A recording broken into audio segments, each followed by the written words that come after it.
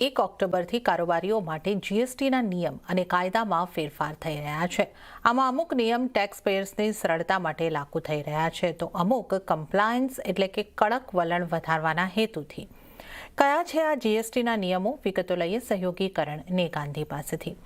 કરણ, જીએસટીના નિયમોમાં શું ફેરફાર થઈ રહ્યો છે?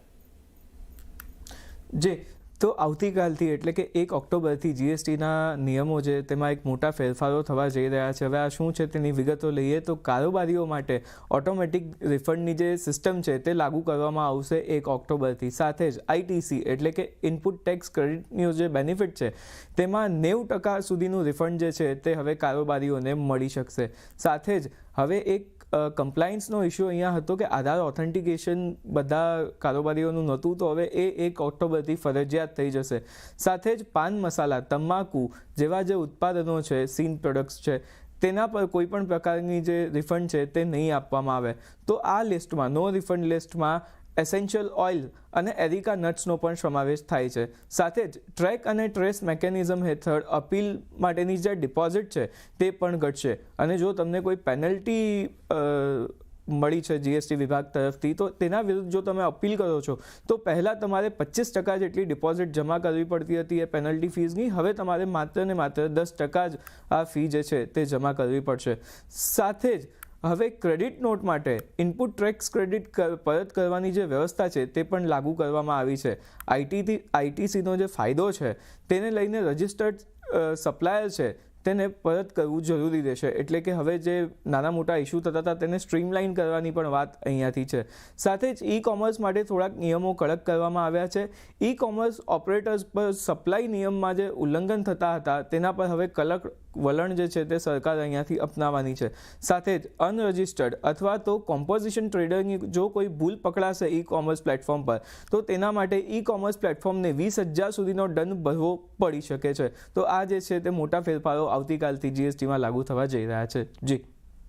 જી કરણ, તો આ તો આપણે જીએસટીના લઈને જે ફેરફારો થઈ રહ્યા છે જાણ્યા। આપ અમારી સાથે જોડાયેલા રહેશો। વાત કરી લઈએ 1 ઓક્ટોબરથી સાધારણ લોકો માટે એનપીએસ સહિત અનેક બીજા મોરચા ઉપર પણ નિયમો અને કાયદાઓમાં ફેરફાર થઈ રહ્યા છે, જેની તમારા ઉપર સીધી જ અસર પડશે। કયા છે આ નિયમો તેની પણ વિગતો લઈએ સહયોગી કરણ નેગાંધી પાસેથી જ। કરણ, અન્ય કયા નિયમો છે જેમાં ફેરફાર થઈ રહ્યા છે?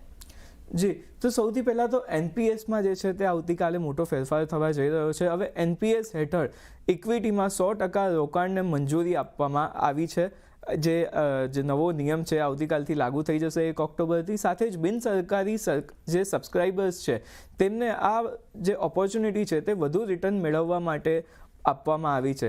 સાથે જ મલ્ટિપલ સ્કીમ ફ્રેમવર્ક હેઠળ હવે વિવિધ સ્કીમમાં રોકાણ પણ લોકો કરી શકશે। પહેલાં એવું હતું કે તમે એક પીઆરએન એકાઉન્ટથી માત્ર એક જ સ્કીમમાં રોકાણ કરી શકતા હતા, તો હવે એ મલ્ટિપલ સ્કીમમાં તમે રોકાણ કરી શકતો તેવી પણ એક સુવિધા સબસ્ક્રાઇબર્સને મળશે।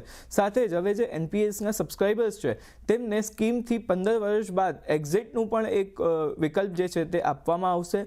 સાથે જ ઘર બનાવવા માટે કે બાળકોના ભણતર માટે અથવા તો કોઈ સારવાર માટે તમે આંશિક રીતે આ જે એમાઉન્ટ છે તે ઉપાડી શકશો।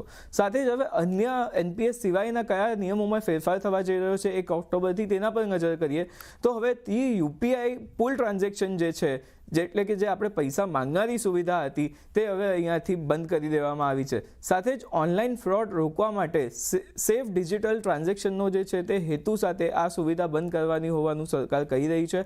સાથે જે ઓનલાઈન ગેમિંગ બિલ જે ખૂબ જ ચર્ચાનો વિષય હતો પાર્લામેન્ટના મોન્સૂન સેશનમાં, તે કાયદો બની ગયો છે ને હવે એ 1 ઓક્ટોબરથી લાગુ થવા જઈ રહ્યો છે। એટલે કે આવતીકાલથી 1 ઓક્ટોબરથી રિયલ મની ગેમિંગ પર જે છે તે સંપૂર્ણપણે રોક લાગી જવાની છે। ગેમિંગ કંપનીઓ પર હવે દેખરેખ જે છે તે સરકાર ખૂબ જ વધારવાની છે, અને જો આવી કોઈ પ્રવૃત્તિ સરકારની નજરે આવે છે તો તેના પર કડક કાર્યવાહી કરવામાં આવશે તેવું પણ એક સ્પષ્ટ હવે અહીંયાથી સરકાર સંકેત આપી રહી છે। સાથે જ રેલ ટિકિટ બુકિંગને લઈને પણ આધાર વેરિફિકેશન જે જરૂરી કરી દેવાયું છે। જો તમે પણ ઓનલાઈન ટિકિટ કઢાવો છો તો તમારા માટે આધાર વેરિફિકેશન ખૂબ જ જરૂરી છે, અન્યથા તમે આઈઆરસીટીસી ઓનલાઈન ટિકિટિંગ નહીં કરી શકો।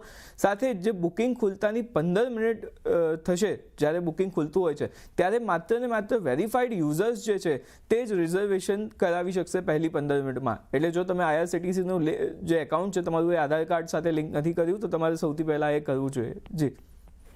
જી કરણ, આ સમગ્ર જાણકારીઓ આપવા માટે આપનો ખૂબ આભાર। અને ત્યારે